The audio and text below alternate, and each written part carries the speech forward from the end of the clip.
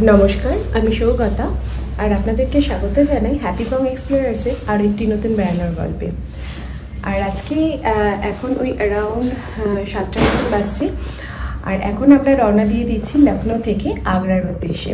আগ্রাতে এখন আমাদের আরও 2 দিন স্টে হবে এবং আগ্রা পৌঁছে আজকে আমরা দেখে নেব তাজমহল এবং আরও লোকাল কিছু যদি থাকে তো সেগুলো দেখে নেব।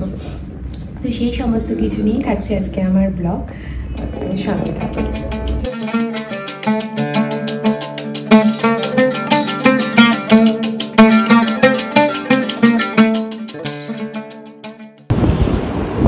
আর আমরা আগ্রা পৌঁছে গিয়েছি। আর যে হোটেলটাই আছে, হোটেল নয়, এটা বেসিক্যালি একটি হোমস্টে, নাম হচ্ছে দ্য পার্ল অফ তাজ।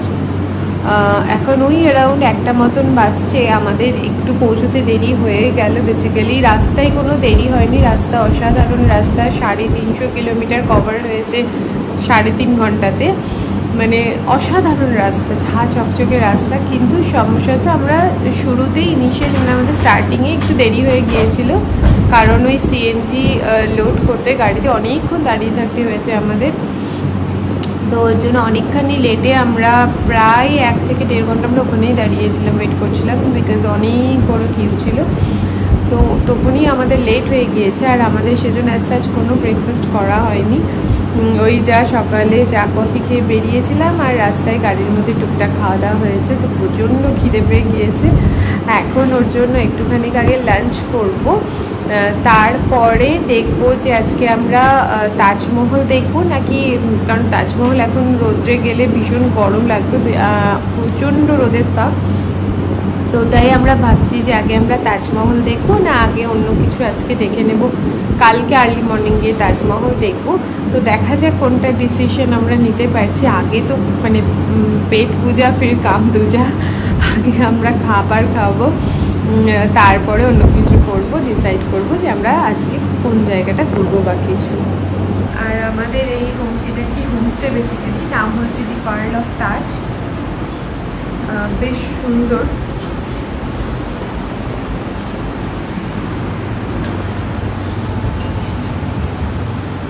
হোমস্টেটা বেশ সুন্দর।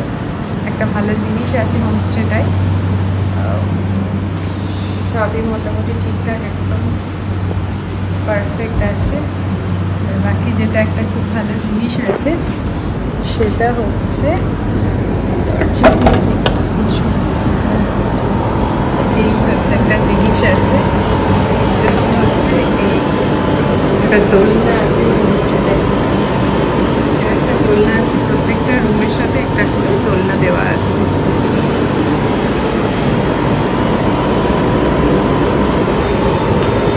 আর একটা জিনিস যেটা হচ্ছে এখানে একটা লকারও দিয়েছে, কোনো ভ্যালুয়েবলস ইম্পর্টেন্ট রাখার জন্য এখানে একটা লকার দিয়েছে। বেশ ভালো, বেশ একটা রাজা রাজা ফিলিং আছে।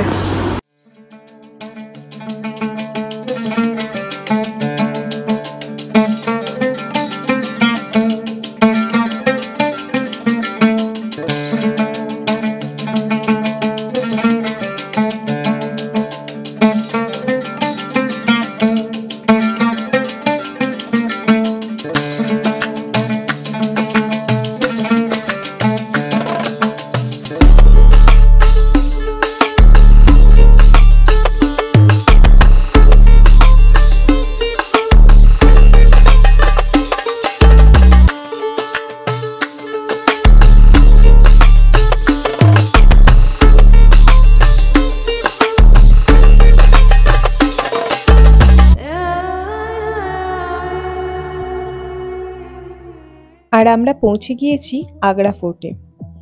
1838 সাল পর্যন্ত এই আগ্রা ফোর্টই কিন্তু ছিল মুঘল নবাবদের প্রধান বাসস্থান, যখন রাজধানী আগ্রা থেকে দিল্লিতে স্থানান্তরিত করা হয়।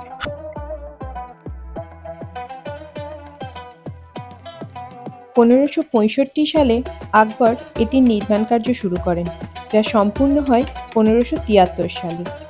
আর এই ফোর্ট তৈরি হয় রেড স্যান্ডস্টোন দিয়ে। আর এটি নাকি ছিল আকবরের স্নানের জায়গা, যাকে বর্তমানে আমরা বাথটাব বলি। এটা তখনকার দিনের বাথটাব বলতে পারেন। আর এটি কিন্তু তৈরি একটি পুরো পাথর কেটে।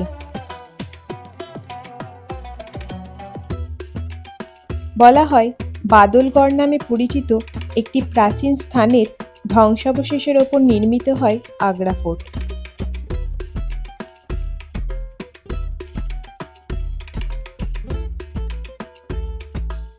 আনুমানিক 4000 শ্রমিক প্রায় 8 বছর ধরে কাজ করে এই ফোর্টটি তৈরি করেন।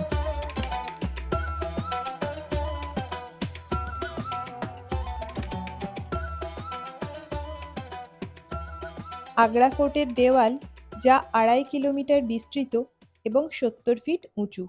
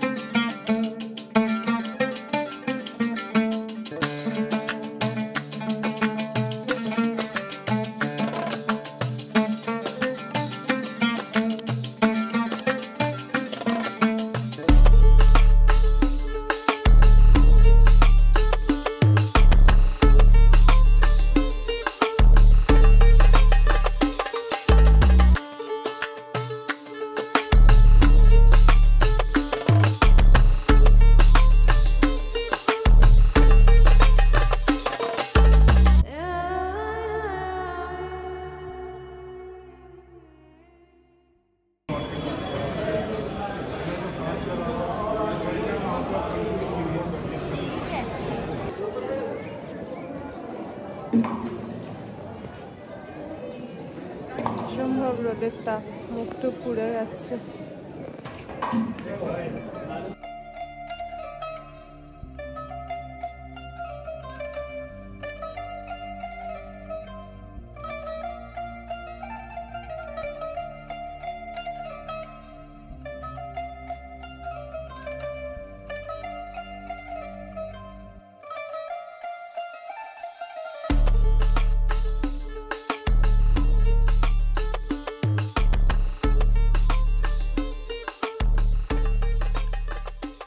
আর এইটি ছিল আকবরের রাজসভা, এবং এর স্ট্রাকচারটি এমনভাবে তৈরি হয়েছিল যাতে আকবর সকলকে দেখতে পান এবং সকলে আকবরকে দেখতে পায়।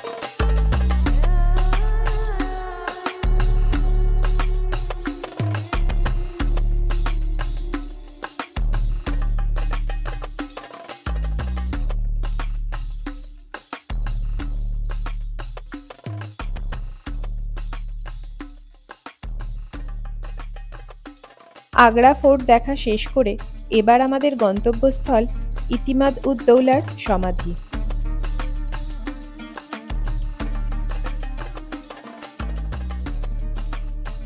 এটি মুঘলদের তৈরি প্রথম মার্বেল ভবন, যা শাহজাহানের আমলে তৈরি হয়েছিল।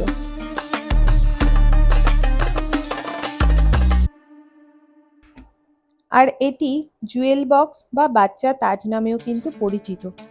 তবে এটি কিন্তু তাজমহলের আগে নির্মিত হয়েছিল এবং বলা হয় এটি তাজমহলের ব্লুপ্রিন্ট। এটি মুঘল সম্রাট জাহাঙ্গীর তৈরি করেন মির্জা গিয়াস বেগের জন্য। এই মির্জা গিয়াস বেগ ছিলেন খোরসানের একজন উচ্চ বংশীয় পার্সিয়ান।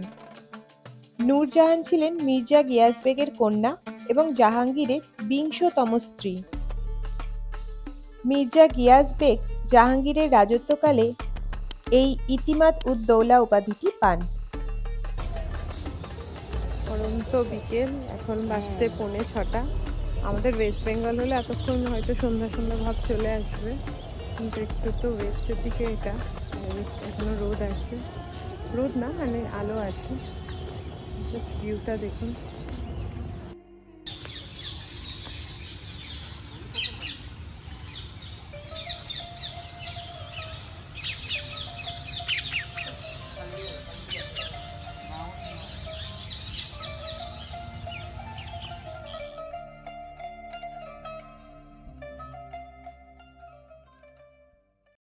আসলে আজ তো পূর্ণিমা, আর শুনেছি পূর্ণিমার রাতে নাকি তাজমহল দেখতে আরো সুন্দর লাগে।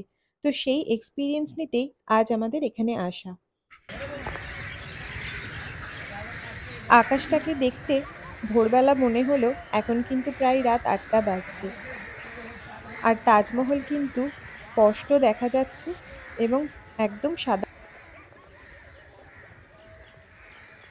আর আমার আজকের বেড়ানোর গল্পটি আমি এখানেই স্থগিত করছি। যদি আমার ভিডিওটি ভালো লেগে থাকে তাহলে আমার চ্যানেলটি সাবস্ক্রাইব করে নেবেন এবং আমার ফেসবুক পেজটি লাইক করে নেবেন। সবাই খুব ভালো থাকবেন, সুস্থ থাকবেন। Thank you.